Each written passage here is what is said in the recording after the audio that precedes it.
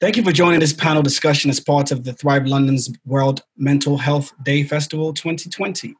I am Rufai, a poet, a photographer, a filmmaker, mental health researcher, and the founder of the S.M.I.L.E-ing BOYS Project.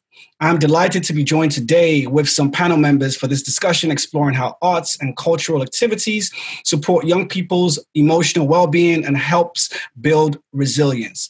I'll be also joining discussions as it's a topic that is close to my heart. You can join the conversation on social media by using the hashtags #ThriveLDN and #WMHD2020. So let me start by asking my panel members to introduce themselves. Hi, I'm Refeia. I'm a community engagement officer from Trapped in Zone 1. We're an arts collective organisation that works and is based in Tower Hamlet. And I'm really interested to find out the rest of the panellists and have a great discussion and hopefully come up with some solution to the ever-going problem that our young people are facing. So that's me in a nutshell. Thank you, Refeia. And Alfie? Hi guys, I've got a few hats on. I'm a peer outreach worker, so a member of a great team at City Hall that is based primarily to source and gain the opinions of young Londoners and to bring it back into policy where we can, just to help support young people living in London. I'm also a peer-to-peer facilitator for an amazing organisation called Free Your Mind, which aims to support young people to help express themselves and develop coping mechanisms who have potentially experienced domestic violence experiences at home. And as well as I'm a bit of an artist as well, poet and so on forth. But yeah, that's me really. Hi, I'm Sandra, Nakigagga. I'm on the peer outreach team. I also write poems. I've acted, and I'm really into arts and culture. And I think it's a very powerful tool, not to only heal people, but to find new identity, find new hope, find who you are or create who you are, explore what life is and what things mean to you. So I'm really excited to be part of this panel because for me, it has been a very, very powerful healing tool. And it's also been, I think really and truly, if I'm being really honest, I think we live through the arts and the culture. Like, I watched this really great play called Amadeus, and there was a line that I will not quote because I don't remember it exact, but he said something like, because it was about Wolfgang and this guy that he had beef with back in the day, and I think at the time they used to employ these artists to like entertain the politicians and the royals, and he said, years to come, their politics will die and they will be long forgotten. But what will be telling of the time is the music and the art. And he asks the audience, who will tell the story of your time? And I think for me, that really made it clear how powerful art and music and culture is. And I'm happy to be here. It's great. Thank you for that really amazing introduction. So I guess today's kind of discussion will be kind of anchored upon the ideas of a question, really. And the question is, can the arts and cultural activities support young people's emotional well-being and help build resilience? And obviously, in light of a lot of the incredible, ground-shaking moments that we have experienced in 2020 thus far, namely COVID and the current pandemic that we're in, and also the uprisings that have come as a result of global Black Lives Matter movements that have, kind of highlighted a lot of injustices in our society. So with all those things as a backdrop, I think today's conversation is bound to be something that is going to be really interesting into exploring elements that actually pinpoint some of these particular themes in particular. So I guess the first question, and something that I think is important for us to explore, is are the institutions doing all they can to create real representation, diversity, and inclusion in their programs and the content? And how does this impact the marginalized demographics of color? So in terms of, the work that you guys do either in your professional capacity or maybe in a collective or in specific personal lives, how do you engage with institutions? Or how do you see the role that institutions have? So when we talk about institutions, we're talking about museums, we're talking about theaters, we're talking about dance companies, we're talking about all these places that are supposed to, as Sandra highlighted, be the heart of the society and the community in terms of actually creating representation, allowing people to feel included. How do you feel that those institutions are doing to be able to actually be a solution in this particular time that we're in, when we think about building resiliency and actually creating more visibility and representation of demographics of color in their spaces? I don't think that they're doing enough, personally. Yeah. I'll say to someone, like, I get onto projects like Overhouse, Roundhouse, all these different places that make arts or whatever. I got into it, but none of them have ever been around like things that come from Black origin or things that come from the African diaspora. I think in all the different projects I've ever done, only one had like a Black leader, dance leader, and he only that one actually taught us dances from like the Senegambian and things like that. And it's things that's not even discussed. And even like in the theatre that I see, it's rare that I see a Black play. The only Black play I have seen is Three Sisters. And like I was seeing plays like you get on a program and they're like, we got free on the free tickets. The only play that I've seen that had like a Black cast was Three Sisters. And even that, it was around trauma. Right. And right. It's so important to really, I'll speak from my heart. Like the image that we see of our Blackness a lot of times is attached to trauma. Right. Crazy, because in this COVID time is when I've seen image like a lot of images of Black people. But every time we've made the news, we're dying from COVID, we're dying from mortality, we've been shot, we've been killed, we're rioting, protesting to let people see like, we're asking them to see us as human. Like, that's like, I think mentally it's such a, I don't even want to say bad, but like just to ask someone to see you as human, that's the point that we are at. Like, it's really negative, like, implication on your self-esteem, on where you stand in the world, and also your view of the world. Because it does, like, when you look in the news and when you look into the arts, it's the fact that the arts are not really saying, okay, we're going to take this up, even though they will do like a Black, when it was like a Black Lives Matter post, but in practice, I've not seen a Black show. I've only seen one Black show at the Tate. I forgot what it was called, but that was years ago. Right. But I haven't seen no Black art in the Tate, and I go there bare a lot of times. Sorry. Right. Well, thank you for those insights, Sandra. I think they're really, really very pertinent points that you raised, and there's such interesting things. I mean, just when you lightly touched on statistics there, just to give you some insight, just 11% of workers in England's national portfolio organizations, which include galleries, museums, orchestras, dance companies, only 11% of those come from minority ethnic backgrounds. And in London, those figures are slightly better, they're 15%.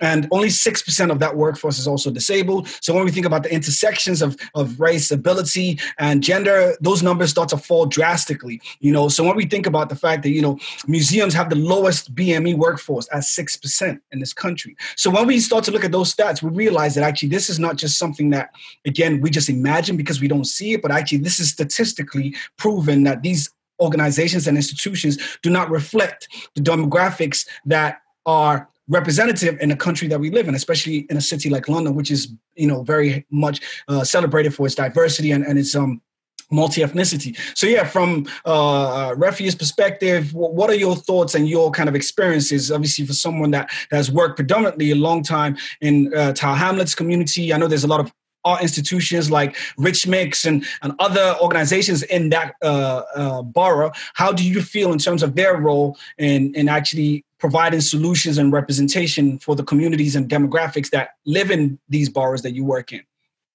Well, Rich Mix is quite it's a corporate art institution. It's slash it's a theatre, but I don't think there's enough money being pumped into grassroots organisations. So Trapped in Zone 1 is a community interest company.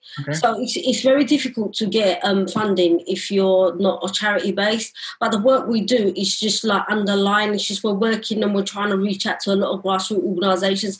I think it's like you need to equally invest into grassroots organisations, because they're the ones who actually do the real hardcore work. They've got tons of experiences, and we know a lot more about the rural urban youth. Not a lot of these corporate companies can touch base with that. So you need to invest in local experienced staff. Otherwise, it's like the connection gets lost. So institutions are about, establishments are about. Whitechapel Gallery's there, but how many times? Oxford House. They're a great organisation. They've been around for many, many years. They are also doing quite a lot of good work within the community, but we want to see a lot of young people being represented in that field, that's what's lacking. Absolutely. Very, very, very strong and pertinent points again that you highlighted about the role of community organizations that are grassroots based and actually not always having the opportunities to access funding to actually make the direct impact on the grassroots. And that's, again, another problem when we think about the barriers that are placed, especially community-driven intervention practices based on organizations that have the trust with those communities. I think that's really important. As a big recommendation that needs to be put forth to the ways in which funding are disseminated across the country to be able to allow for better reflection and better qualitative data that represents different demographics that are more diverse in this country. So Alfie, again, same question to you regarding your own artistic experience as well, because you highlighted the fact that you're an artist. And what do you see and how do you feel, especially as a white male? How does that impact your interaction with the institutions and what you see around you in terms of the diversity or lack of diversity of representation of art in the institutions that you engage with? So I guess, I can only speak on this to a limited capacity, really. But I've done some work with Rich Mix, doing some workshops. I think we were able to get some funding and to put on some workshops in Rich Mix. And I think, is it Sandra? You may have been involved in some of those as well. So the experience that I've had, I've always seen within the courses that, they've been made up of, different, I guess, an equal selection of different peoples. But I'm completely aware of how do you say, inclusive or exclusive the art world can be and almost always has been. I guess it's one of those things where we'll potentially easily call ourselves crazy and insane because we're forever asking ourselves the same question: how can we get money? And therefore to allow for more equal opportunity and greater access to platforms. But I've always found art itself that the biggest problem is how do you commercialize what potentially is very niche taste? Art, like everyone knows, you go to the Tate, most people are only really going to like or connect with one or two of those pieces within that whole gallery. So how do we tee up, because obviously funding needs to go to these places, but without selling tickets, without getting people through that door, without getting these eyes to view that very piece itself, it's very hard to get funding where it needs to be, because a lot of funders are going, well, how can I get what I need to get from it? And so perhaps we need to look at the kind of formulae, because when it comes to art, you almost, it's all about give, and you can't really take or expect to take. So for me, it's just, I'd like to find out how we can kind of free up more money, but money that is more efficient. So as Refeia says, that goes to the grassroots organisations. I do think that perhaps us as people living in boroughs or councils, they should be more aware of what makes their area tick, and who is important, and therefore who needs to be backed, who isn't being heard, and therefore who needs to be allowed to be seen a little bit more. I do think there's a big disconnect between government institutions, local organisations, and the actual communities themselves, and right. And the organisations within them. But yeah, my biggest question to me is, how do we get funding where it needs to go, it needs to be, in a way that makes sense to those who are to a degree going, okay, but we need to see results. And, art is one of those things that you may not see results for a very long time. Mm-hmm. You can stand there in the Tate looking at something for 10 minutes going, didn't understand anything. And then on the 11th minute, something pops into your brain and goes, boom, now it makes sense. And that's what art kind of does to people. It doesn't provoke an immediate response all the time. Mm-hmm. Yeah, absolutely. Really, really pertinent points that you highlight there, Alfie. And I think what's really interesting, again, just following from Sandra's point about the power, because what we're talking about here is, emotional well-being and resilience within young people. But actually, there's a lot of evidence to suggest that, there is a effect that is placed upon Black and minority ethnic people when we start to look at the cumulative impact of continual gaslighting of their existence, continual erasure of their participation and involvement in artistic history, in historical context in this country and everywhere else. These things play a part in actually how young people's self-esteem is actually not built. Because if you go into a space, or you continually go into a space, and you do not see people that look like you in that space, either in front in a curatorial position or even in the back in terms of those people who create the pieces, those things start to make you feel devalued and start to reduce and chip away at your self-esteem. And ultimately, these things start to create other psychological and mental health issues around the way that a young person actually starts to develop and participate into the world. So, for myself, with the work that I do with young Black boys, like you can see in the images at the back, I take a lot of Black boys into a lot of art institutions. And actually, when they step into those spaces, I really encourage them and empower them to really think about and speak about how they feel being in those spaces. Actually, when you walk into Tate, just like Sandra said, I have examples of me going into Tate with these young boys, and actually the ways in which the security speak to them, the ways in which they tell them, don't stay here, don't stand there, don't touch this, you're going to break that. All these things are microaggressive ways that reinforce the ideas of who belongs where. And ultimately, these things impact the ways in which the young people access art. So actually, as art institutions, there is such a huge responsibility from their perspective in terms of the ways in which they train their staff to understand cultural context, to be able to understand cultural equity, to understand the fact that actually the young people who are, or people who are supposed to access this work needs to be also all the people that live in this country. Those people should feel equally valued in those spaces. I bet, Sandra, when you went to see Three Sisters, we were probably the minority people in the audience. And this was a play that predominantly had only Black people on stage. But majority of the people in the National Theater watching Three Sisters were mainly white middle-class audiences. So those things also need to be challenged in terms of what our institutions doing in terms of the pricings of the work that's created even by Black artists, to allow for it to be equally accessed by various communities, various groups who may not have the financial, economic capacity to be able to pay for things in different ways. So those are really interesting questions that, I think we need to collectively be thinking about how those questions could be answered by the powers that be. So really, really great ideas. Yeah, Sandra, were you going to say something? Yeah. I was going to add on to that, the point you made about Three Sisters. And the reason why it's important to have Black people in the audience is because it had, art can be really healing. It had really delivered points that in the Black community, colorism, the fact that it can be really like, when people went to uni, you come to England and you have to have like a really crappy job because you're, and all of those things are, I feel like all those points the writer made for us to heal from or to have a conversation forward.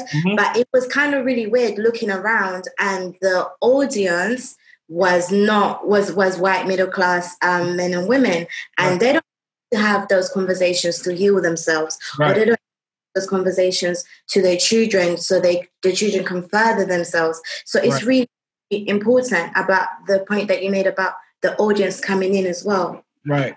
And I guess just following on from that, then I guess the next question is, like, we know evidentially that within particular communities, Black communities, Asian communities, minority ethnic communities, the concept of mental health is not something that's actually spoken in an open fashion. It's not something that we actually readily engage in those conversations. And those things obviously inevitably feature in a lot of statistics that we look at when we think about those who are most likely to be detained under the Mental Health Act are Black men. We look at those who feature in the highest levels of suicide rates. Again, that's also Black men and Black community. So when we start to look at these things, we realize actually that as particular communities that are of minority ethnic groups, what can be done to actually increase the ways in which our knowledge is amongst ourselves around the concept of mental health, and what can be done either from an institutional perspective or cultural institutional perspective to actually also help destigmatize this within the communities that we come from, to allow for us to be able to put things in place to, again, improve this resilience that we are hoping for, and to also improve the mental well-being of young people, specifically from demographics of minority ethnic groups.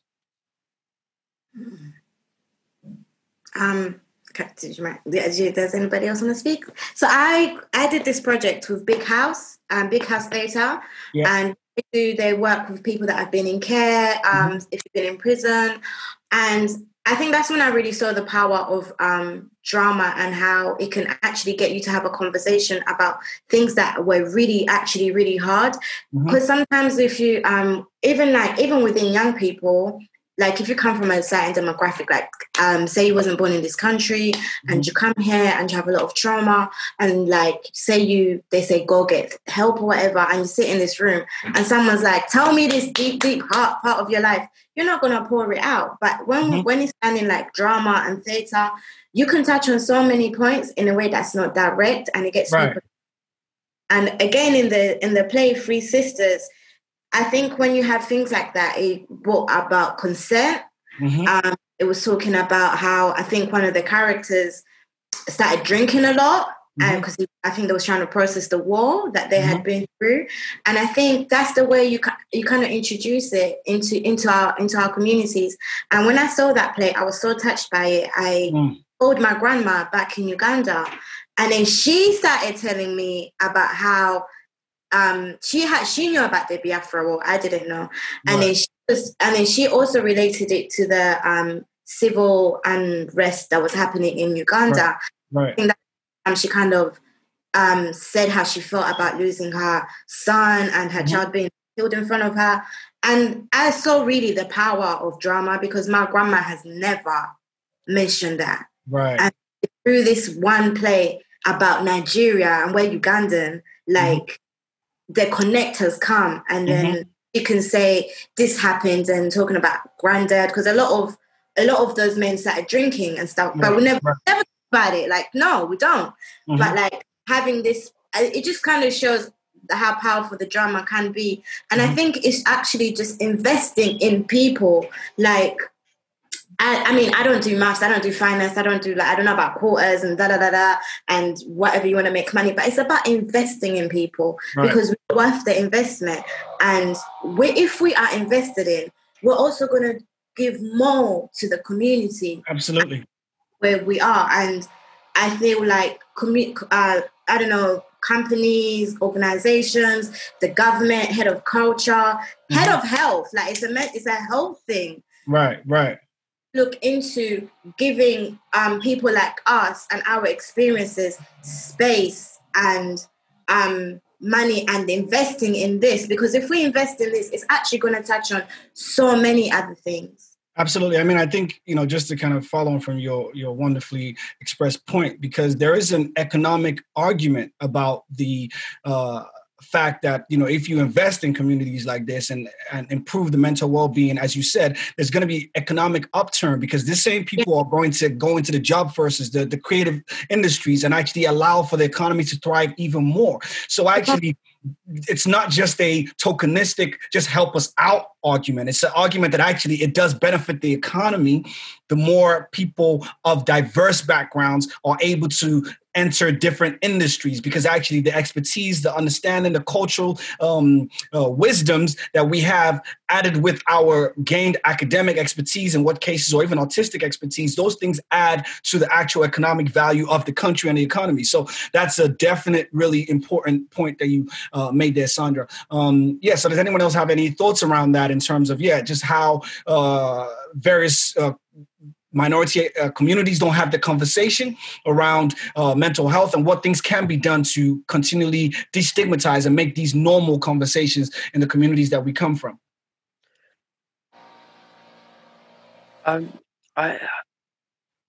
It's quite a tough one, really, because when I think about what would allow for an easier conversation, especially amongst the areas where they don't or wouldn't usually talk on such topics, I often find, so like, for example, religion, religion has been with us in every part of the world, in a different shape, a different form. But, there are lots of kind of shared commonalities, kind of thing. You want to do good, you want to do better. And it's all about really bettering yourself.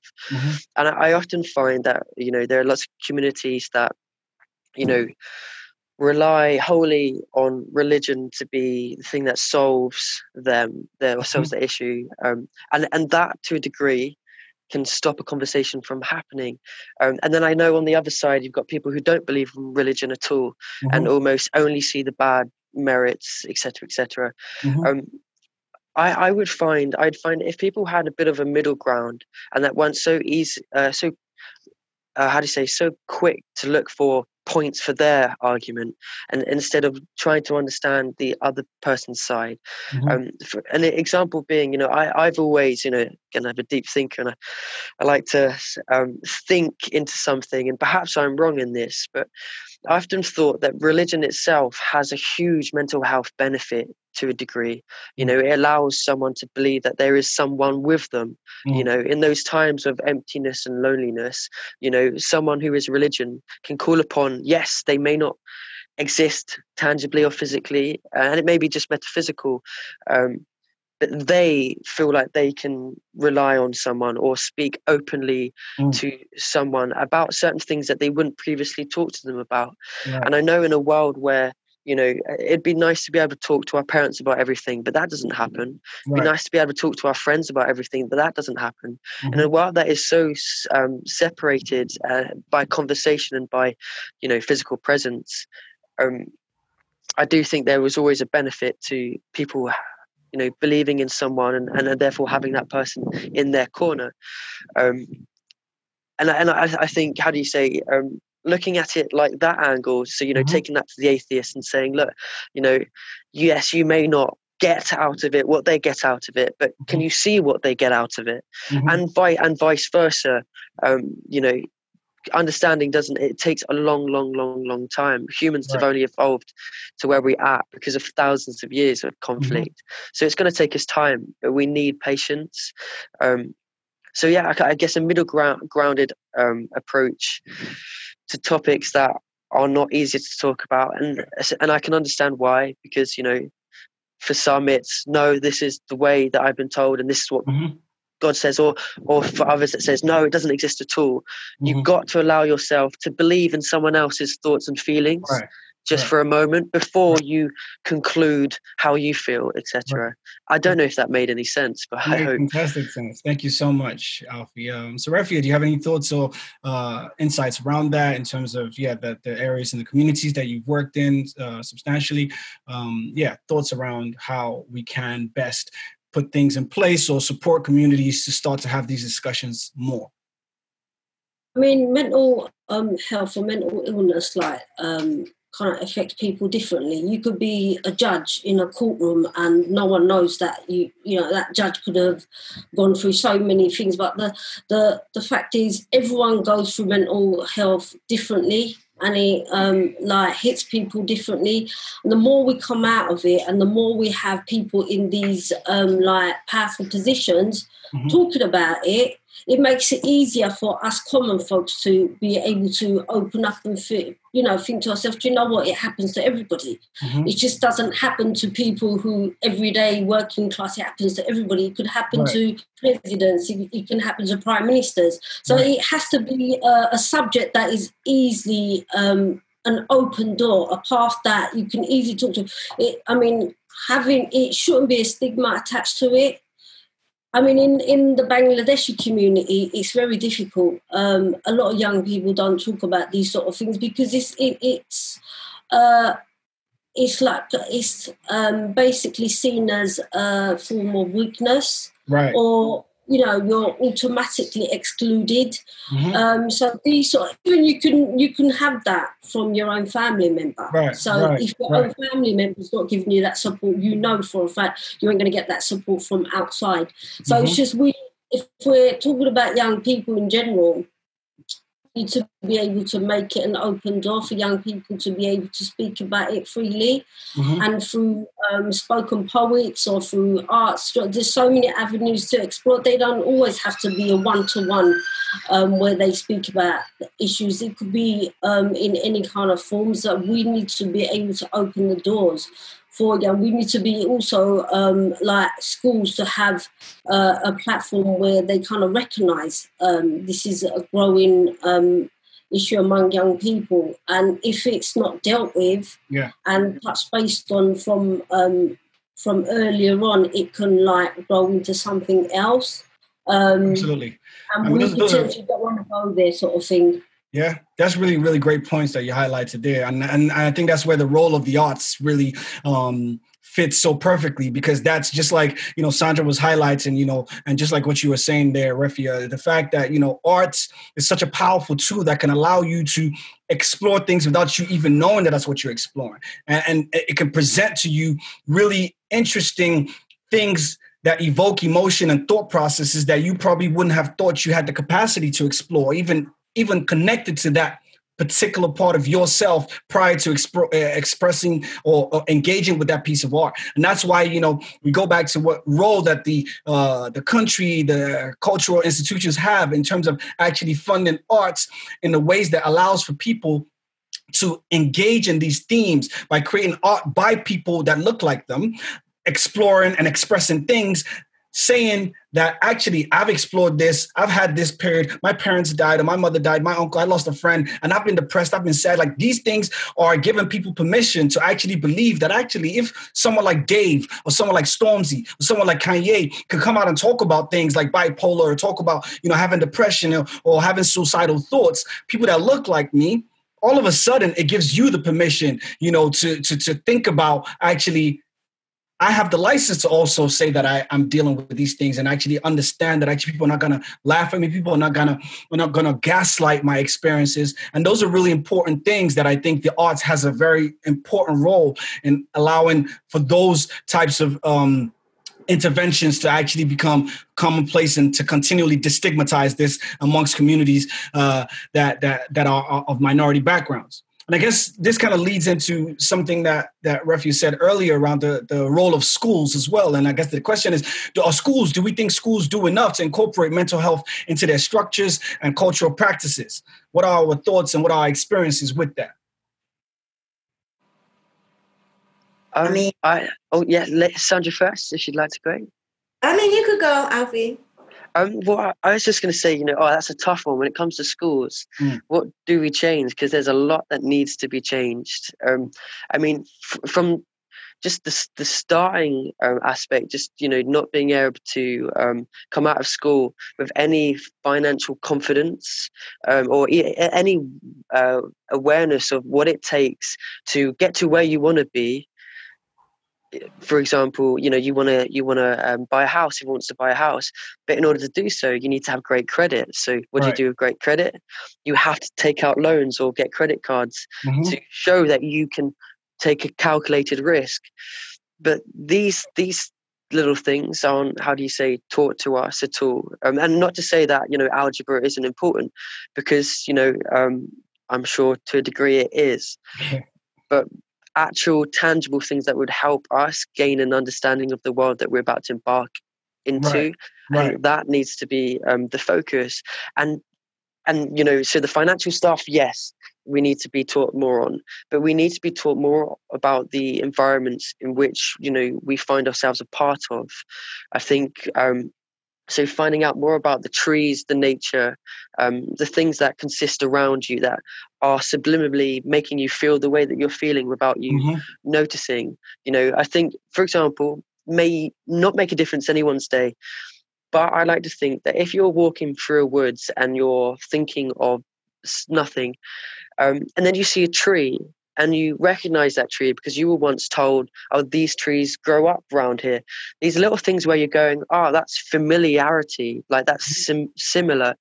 And I think, where we can kind of remove the darkness or the shades of our area, and, I could walk through a wood and go, okay, that's this, that's that, and understand my local environment, things like that. And then that in turn will hopefully seep into how we interact with everything around us.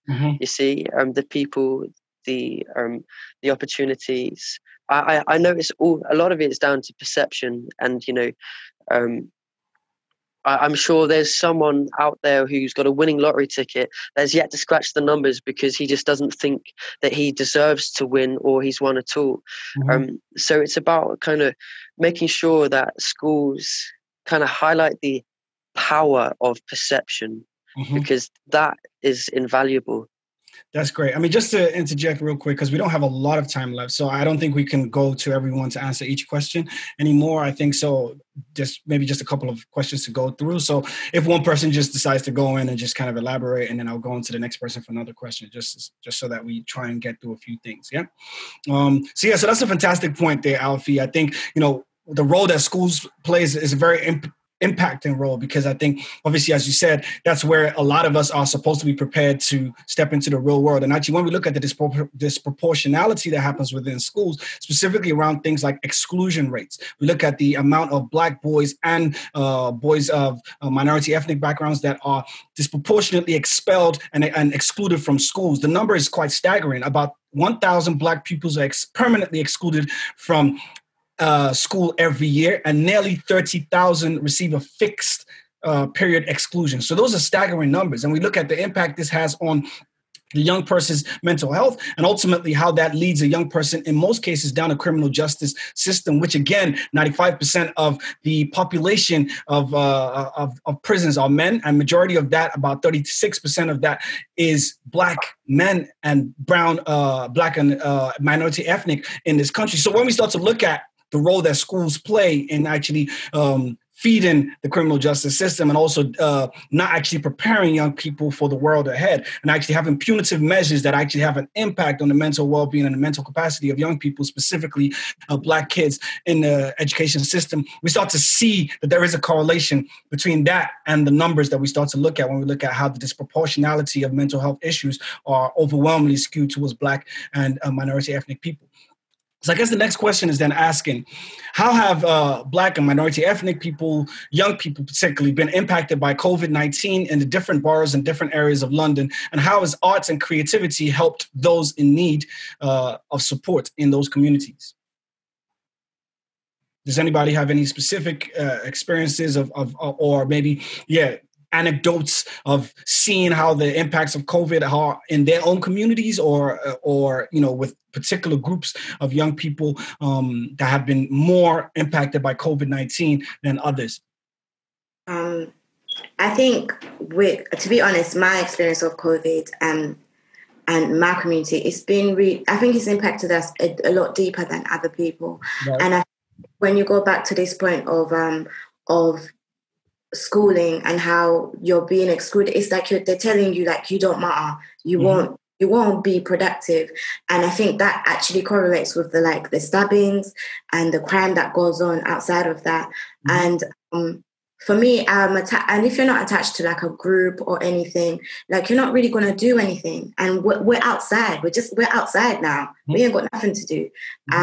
But for me, I was involved in one creative like art piece online, even though like it was just like someone had invested in me. Someone has told me like, boom, you know what, for these 2 hours, I've given you my time. I think your views are important. Like, I think you're important. And I think that's what we need to actually feed, because even in the education system, when we're asking, include Black history in your curriculum, include what Blacks have done, it's to empower. It's not to take away from anyone else, because when we are empowered, when we feel value within ourselves, we're gonna give value to others. But when the curriculum doesn't say nothing nice about us, and then you're kicking us out, obviously, like, I'm going to think I don't matter. I don't have to feed goodness to this community. I'm just going to my money anyhow and be what you're telling me that I am. And so when we're asking to invest in these communities, it's not a beg. It's not like, bro, I'm begging you, invest in me. It's investing in everyone. Right. Yes. Yeah. And even though like that whole thing happened like a couple weeks, it's like someone has told me like, boom, I think you're important enough to meet me on Wednesdays, even on Zoom. And if you can't make it on Zoom, I'll definitely like try and get to you. And that gave me a different esteem for myself, you know? And I think that can be the same for a lot of people. People ain't out here acting crazy and saying, don't help me. In fact, they're acting crazy saying, help me. That's what Absolutely. Thank you for sharing that. Refeia, do you have any personal insights or thoughts around that, about the impacts of COVID-19 and the boroughs that you've worked in predominantly? And Thanks, Sandra. It was so important that we stay connected with our young people during this time. Young people were faced with something that, you know, it was high magnitude. It's not just young people, it's everybody. And the fear of losing loved ones, fear of financial, a lot of young people kind of like are reliant on their parents. So when their parents have lost jobs or out of work, financially, there was a lot of it, it impacted a lot of families. So all you hear on the news and stuff is like how COVID, the statistics, like it's all BME. Like there's a lot of people, it's on social media as well. It's just it's affecting only the BAME background. So it kind of it drops something in terms of seeds are being planted negatively. So young people, there has been an increase of young people going out there, maybe causing a little bit of rife outside. But this is because they don't know what's going on. So in order for young people to kind of stay sane, we needed, as youth workers, as professionals, to stay connected with our young people, to be there for them in terms of whichever way we can, whether it's like through Zoom, whether it's through email. All it takes is just someone to say, how are you feeling? And that's all it is. And the rest is left up to the young person. It's just to say, are you okay? And young people, for a young person, that just means someone actually cares. I mean, everyone's going through the same thing, but it is difficult for people of ethnic background because we are statistically, in terms of, we get impacted more in terms of unemployment and crime. It's all kind of like comes down to systems. It's automatically enforced through the systems that are supposed to provide the equal opportunity for everybody. Because if you look at the jobs that are more in the front line, most of the people who are in those jobs, who are bus drivers who had to still keep working, or who are frontline care workers, who are, cleaners, majority of those jobs still fall to Black and minority ethnic groups. So therefore, even in the height of the pandemic, those people who their children might be, staying at home, but they would have also had, a lot of anxieties about their parents still being directly in the front lines with a lot of, increased risks in their job security, in their being carriers or even directly being affected by the virus. So yeah, it's deep, systematic things that have been highlighted as a result of the COVID reports, and also, the collective Black Lives Matter movements that have come as a result of that, showing that also not just the COVID pandemic has been the major exposure of the society's inequalities, but also the Black Lives Matter movements have also impacted and shown glaringly how disproportionately targeted Black people specifically have been in across all systems. When we talk about education, we talk about criminal justice, we talk about healthcare, specifically mental health practices, all these things. There's such evidence now to suggest that, those things need to be restructured to allow for minority groups, especially Black communities, to really have our voices heard and things put in place to actually start to help us improve our mental well-being and actually feel safer in the countries that we, again, are not just guests in, but we are incredible contributors in the economic thrive of the countries that we live in as well. So I think that's all we have time for. Does anyone have any final thoughts? I really do hope that this time has actually made people really look into the experience of Black people, Black females, Black males. Like, speaking from my perspective, it's been a really, really painful time. And I'm a pretty strong person. I'm a pretty happy person. And I feel like we cannot move forward with what we had before. Like, you cannot ignore our cries. You cannot gaslight us. You cannot deny that our pain is actually here. You can't sweep it under the carpet. You can't airbrush it, sugarcoat it. It is there. And I think it's looking at everyone, and like you said, across the whole system, and say that how can we better like the lives of Black people? Because it's not just bettering us, it's bettering the whole system. Because when I'm doing better, I know I'm a very, very, I'm super valuable to any communities that I'm in. But if I'm in a mental space that's not cool, that's not good, I won't provide that. And the things that have been happening, bro, like, it's been deep. Like, it's been a really big wound that has been opened. And I know a lot of people have felt it. And I just hope we move forward positively with this. Thank you so much, Sandra, for sharing that. Thank you. Anyone else? Final thoughts? Yeah, Oh, yeah, sorry. Go on, Alfie, you're right. No, Refeia, you first this time. Let me go before. I just wanted to say that conversations like this, especially having to have young people on the panel, is so important. Sandra, you're an inspiration. My God. I mean, we need to not make it just a one-off annually. We need to have discussions like that on the, so it has a free flow. Right. We need to have schools working closely with youth organisation, maybe one hub in an area, so we can exchange how we work, and we're not duplicating any work. We know schools don't have time to cater for young people the way the youth workers do. So we need to have a multi-agency workforce working together. To bring communities together. We need these kind of discussions happening on a regular basis, because if it happens once, people kind of forget really easily. Mm-hmm. And then it's just how do young people then go and find themselves, because it's not being spoken about. So we need to keep it live,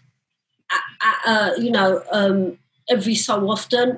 I mean, mental illness is not something that comes annually. It's always going to be there. Mm-hmm. And, if we don't make it better for our young people today, how is it going to be for the younger generations? So we either fix it now and work with young, because it's such it's a broad aspect, and it affects everyone. And if I am a youth worker and I work with young people, I would like to see my group of young people that I work with contribute as, happy adults, and for the future as well. So I think these discussions are really, really important, and it's significant. We need to continue with it. not just once every so often, just like have it, and cross boroughs as well. Boroughs don't work with each other. We don't know what's happening with boroughs. For it to stop being a competition. Right. Like this borough's got, more young people doing so many stuff. We're all aiming for one goal, which is for the betterment of young people and the community. Great. We've got to start somewhere. Let's do it now. Great, thank you. Love that. And Alfie? Yeah, I just want to second what everyone has said, and especially, Refeia, what you said about removing the competition and, creating these dialogues even between the organisations themselves that are doing the same thing but in a different location. Right. Because obviously there is a massive race to the funding pot, and everyone's trying to be like, oh, well, we do this, we do that. But I think kind of relaxing back and looking at the long-term effects is what we should be doing. And just providing more conversations. Like, there are organizations, I know one lovely lady, she created something called the Discovery Space. That is, it's a little initiative similar to this, where people within the same borough location come online and meet each other and talk about things that concern themselves. Little things like that need to be encouraged, because we need to speak about mental health before it speaks for us. And I fear that, I was just speaking to a friend of mine who I think is a trainee assistant psychologist or clinical psychologist or psychiatrist. And she had mentioned to me that there was a report out that had shown that, the suicide deaths hadn't massively increased due to COVID. And I thought, from my personal experience, I can't see that as being truthful.